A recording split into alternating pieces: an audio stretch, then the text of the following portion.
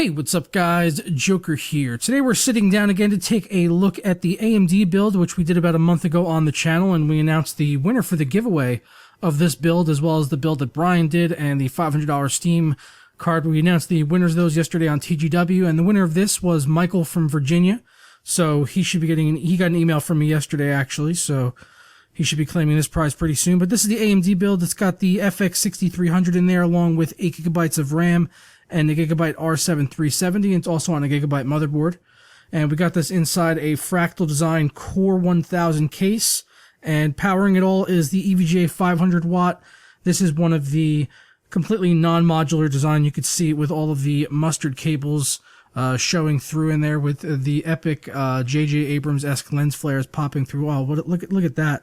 Is that Pro or what? That is completely unintended. That's because I forgot to put my my lens hood on. But yeah, so we did this build about a month ago on the channel here. We're getting an up close look at it here, running now in all of its glory. I've got it overclocked to 1050 megahertz on the core and 1500 on the memory, and it was able to stay pretty cool at that. It was able to stay under 70 degrees. The GPU right now running idle is at around 43 degrees. I could see it sitting here in Afterburner, so overall very pleased with the way that this system performed. When I did benchmark the games, I was benchmarking at 1080p on medium settings, so I just did that to keep it consistent in all of the games that we did test here. I ran through about 19 or 20 games in total. Originally I had about 27, but I wound up cutting it down a little bit. There's a lot of games I was benchmarking there, so we did test a hell of a lot of games here, and like I said, all 1080p medium settings with the card overclocked to 1050 on the core and 1500 on the memory, and that was the maximum that I was able to do. In Afterburner, I'm guessing it's a BIOS limit here on these cards. The BIOS is probably locked more than likely here on the R7 370s. That would be my guess if I were to make one. But still a really good system for someone starting out, or if you just need to step up, maybe if you're on like a little bit older system. This hopefully will make someone really happy somewhere. Pretty beast PC, if I have to say.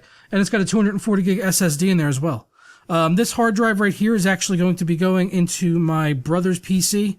So that is just temporary in there. I put that in there so that I could just install a bunch of games. So sorry for the winner. That's temporary. That wasn't in the build video, if you guys remember. So I just put that in there because I needed to get a bunch of games on here. And I think we had about 500 or 600 gigabytes of games that I ended up installing on this. Pretty big. So yeah, we needed a 1 terabyte hard drive. My brother needs that for his system as well because he only has the 240 gig SSD, so I recommend the winner of this build go out and get a mechanical hard drive straight away. So without further ado though, I think we should go and jump into the rockin' benchmarks. I know that's what you guys are all here for, to see on this AMD build. Once again, 1080p, medium settings, and I think the benchmarks will speak for themselves here, as you'll see, like, most of these games was able to maintain 60 FPS, and you can kind of do the math from there on the games that didn't hit 60 FPS, what you probably have to do, maybe lower down settings a little bit more, or drop it down to like 1600 by 900. In a lot of these titles where it didn't hold 60 FPS, that would help you get the solid 60 frames. If that's important to you, you could drop the resolution down a little bit. So let's go ahead and take a look now and jump in with the rockin' benchmarks.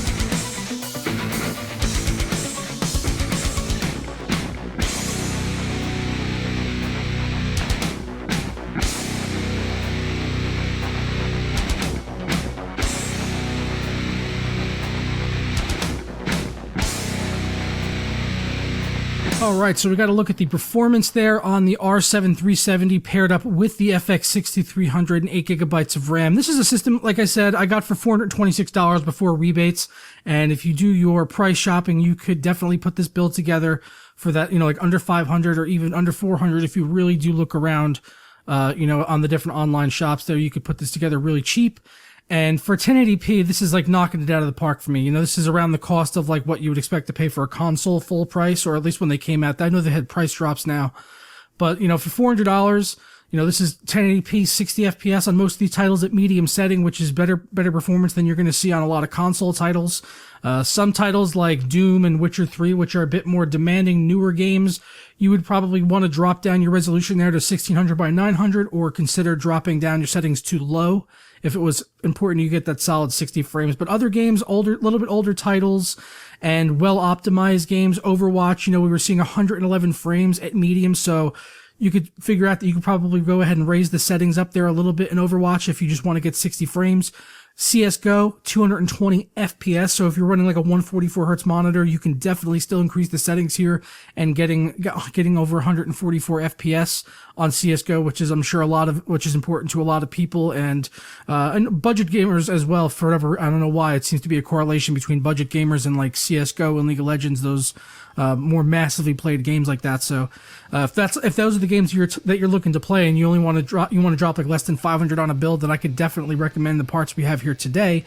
The only thing worth considering going forward is the fact that we have the AMD RX 480 coming out at just the end of the month, which is only going to be $200. So for not that much more, this build could have been tweaked to have the RX 480 in there, which if all the performance numbers we're hearing about from AMD are true, it would probably kick this build's ass in terms of performance, and it's something I would definitely like to test in the future and see how much more, you know, it adds on to the build in terms of cost and also in terms of value to performance with the RX 480 once we can get one in here on the channel to test for you guys. So I'm going to go ahead and get out of here. Let me know your thoughts down in the comments below on this build, as well as the R7 370 and where it kind of fits in going forward now that we have the RX 480 coming very soon. And I paid around $150 for this particular graphics card, so only $50 more, and we're looking at the RX 480, which they're promising like 970 to 980 type performance. So very interesting prospect to think about here in the near future. So I will catch you guys next time. Turn.